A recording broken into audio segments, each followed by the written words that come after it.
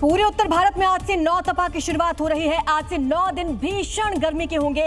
इस दौरान आपको काफी संभल कर रहना होगा। इन 9 दिनों में गर्मी अपने चरम पर होती है।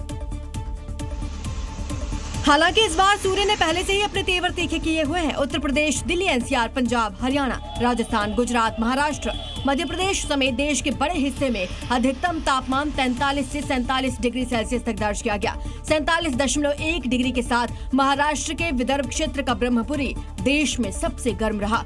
उत्तर प्रदेश में लू और आंधी की दोहरी मार है। मौसम विभाग ने 10 जिलों में लू का रेड अलर्ट और 23 जिलों में ऑरेंज अलर्ट जारी किया है। कल 46.8 डिग्री के साथ बांदा यूपी में सबसे गर्म रहा।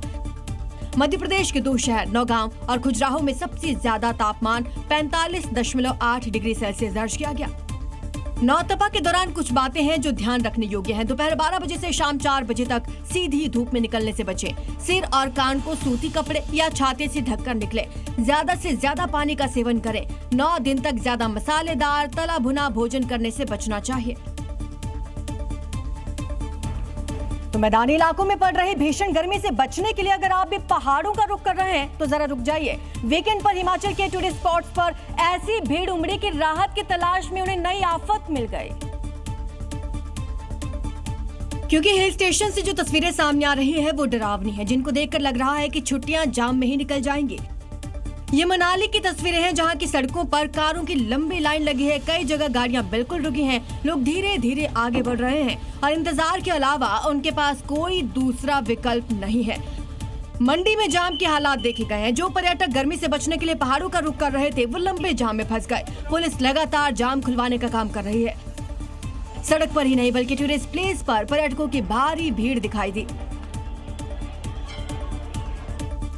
अब बुलेटिन में अगली खबर वो जिस पर पूरे देश की नजर है। ट्विशा की मौत की मिस्ट्री जल्द सुलझ सकती है। जहां एक तरफ आज सुप्रीम कोर्ट ने मामले में सुनवाई की तो वहीं सीबीआई की टीम आज भोपाल में पुलिस से केस को टेक ओवर करने जा रही है। ट्विशा शर्मा केस में हर दिन नए खुलासे और सवाल सामने आ रहे हैं। अब सबकी नजर दूसरी पोस्टमार्टम रिपोर्ट पर टिकी हुई है। हालांकि ये रिपोर्ट आने में थोड़ा समय लग सकता है, जिसकी वजह है कि पहली और दूसरी रिपोर्ट का मिलान किया जाएगा। साथ ही जो वीडियो और तस्वीरें बनाई गई है उसकी बारीकी से जांच होगी। इस बीच आज सुप्रीम कोर्ट ने मामले में सुनवाई करते हुए घटना को दुर्भाग्यपूर्ण बताया और मामले की निष्पक्ष जांच के निर्देश दिए हैं। दूसरी तरफ एसआईटी आरोपी समर्थ से कई अहम सवालों को लेकर पूछताछ करने में जुटी है, जिसमें जानने की कोशिश की जा रही है कि ट्विशा की मौत के वक्त घर में कौन कौन था और ट्विशा से सास के रिश्ते कैसे थे। तो वही आरोपी समर्थ 10 दिन भागकर कहाँ छिपा था और किसने उसे पनाह दी थी। इसके साथ साथ कुछ देर में ये भी तय हो जाएगा कि आरोपी सार गिरिबाला जेल जाएगी या कोर्ट से उन्हें राहत मिल जाएगी, क्योंकि दोपहर 2:30 बजे से हाई कोर्ट में मामले की सुनवाई होने जा रही है। और उत्तर प्रदेश के मुरादाबाद से रोंगटे खड़े कर देने वाली घटना सामने आई। पत्नी ने अपने पति को मौत के घाट उतार दिया। पत्नी आंचल ने अपनी बहन शिखा, अपने प्रेमी भतीजे और बहन के प्रेमी दिवाकर के साथ मिलकर इस खौफनाक वारदात को अंजाम दिया। मुरादाबाद के मझौला थाना क्षेत्र में एक पत्नी ने अपने पति को सिर्फ इसलिए बेरहमी से मौत के घाट उतार दिया क्योंकि उसके सिर पर अपने भतीजे से इश्क का खुमार चढ़ा हुआ था। मेरे भैया ने मेरे पास फोन करा था कि ये ऐसे ऐसे धमकी दे रही है, लेकिन हमने उसकी धमकी को धमकी न समझा, हमने ऐसे ही ऐसे डरा रही है।